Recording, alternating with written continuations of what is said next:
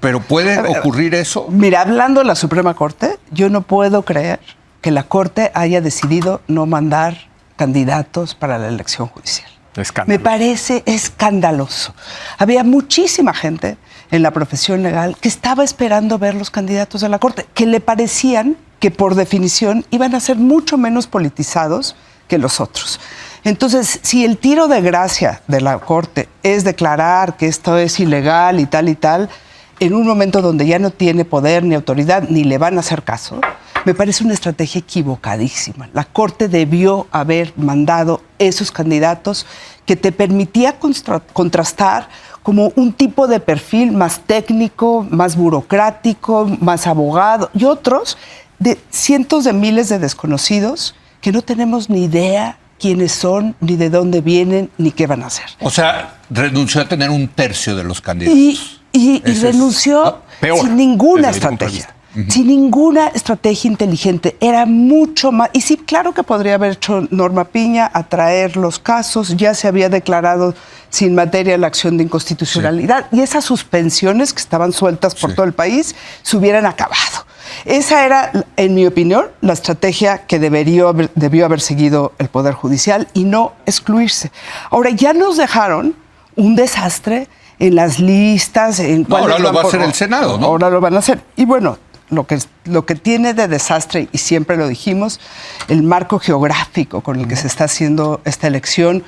¿Cómo se les ocurre usar que los circuitos judiciales son distritos electorales? Sí. O sea, de verdad, nada que ver. O sea, entonces en la Ciudad de México vamos a votar por 142 y en Hidalgo pero los jueces federales son para todo el país. Y si bien es cierto que en la Ciudad de México hay más trabajo, los asuntos vienen de toda la República porque parecen ser los circuitos judiciales más confiables, ¿no? Los de la Ciudad de México.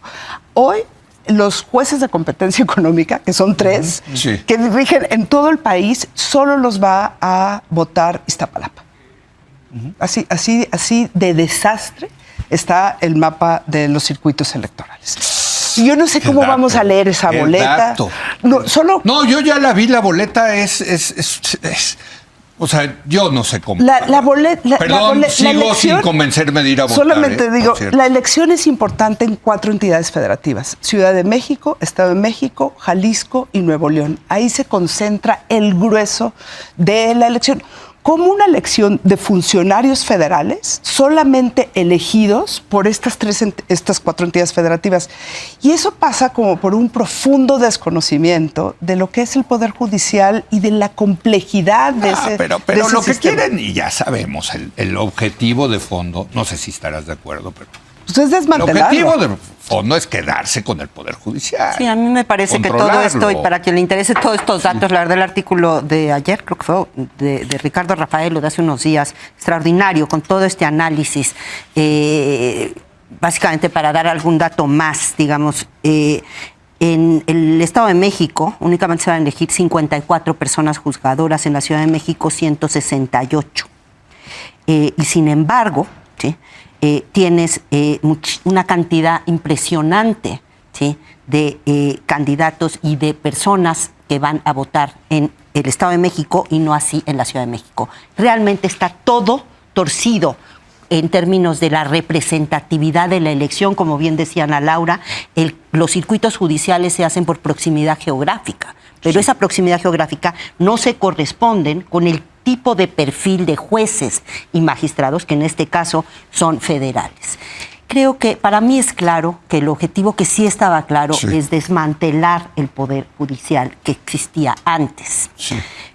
Con buenas o malas razones. Desde mi punto de vista, había muchísimas razones que hacían que el sistema anterior no hubiera funcionado bien y que estaba en muchos sentidos podrido.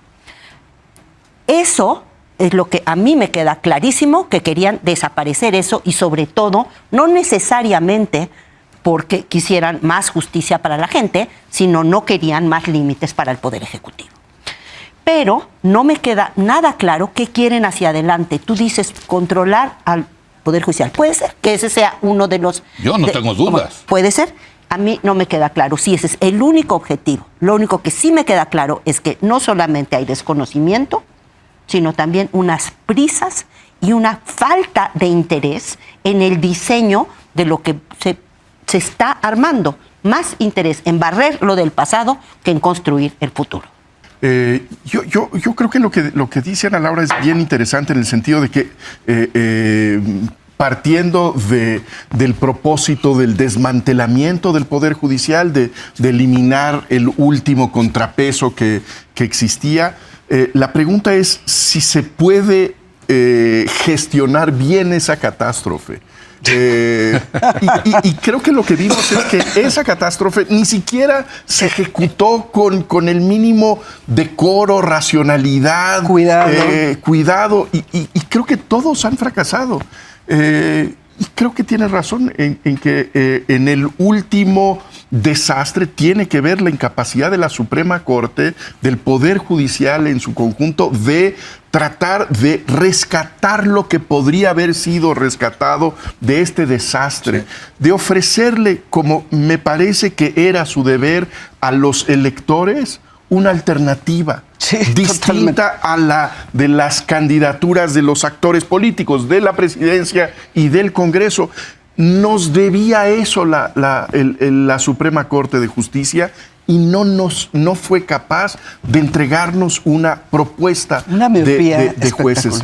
Y eso me parece lamentable porque sí es un fracaso total.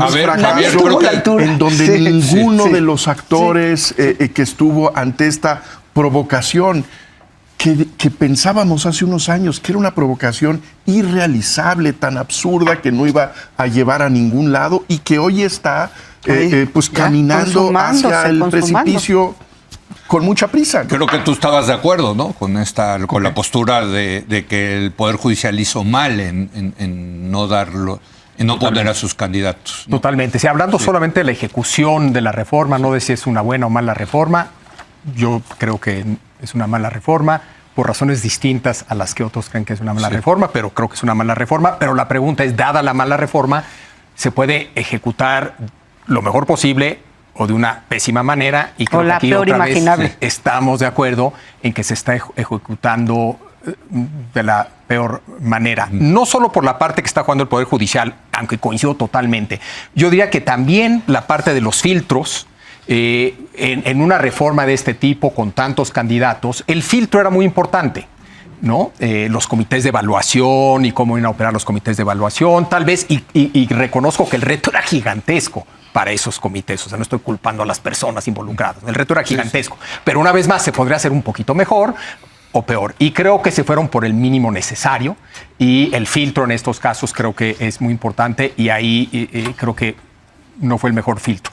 La parte del Poder Judicial sí se me hace escandaloso, tanto por razones estratégicas como razones de fondo. Yo creo que ahí me cuesta trabajo no pensar en esto como una especie de saboteo. Me cuesta trabajo no pensar que mucha gente quiere que salga el peor posible resultado de este proceso para decir, ya ves, se los dijimos. No es mala estrategia, ¿no? Política partidista te podría aceptar algo de eso. Que la Suprema Corte adopte esa estrategia se me hace escandaloso. Escandaloso. Sí. ¿El impacto qué va a ser? Peor elección. Tengo que comentarles que aquí el otro día Fernanda Caso me dio una buena razón para ir a votar ese día, que es como periodista, que estoy en el medio de los medios, vale la pena ir a hacer el ejercicio para ver cómo funciona eso. Entonces, ya estoy dudando si voy o no voy. Bueno. Yo creo que ustedes van a ir y ya empezaron a estudiar, ahora que salgan los candidatos, van a empezar a estudiar. Dedicarle una semana o así por para... Lo menos, mínimamente. ¿No? Pero creo que tiene muchísima razón Ana Laura en que fue un error absoluto de la Corte, pero que me parece que revela una torpeza más y una larga lista de torpezas de la ministra presidenta de la Suprema Corte de Justicia. La impresión es que realmente no ha hecho un buen trabajo y pues que la nación se lo demande.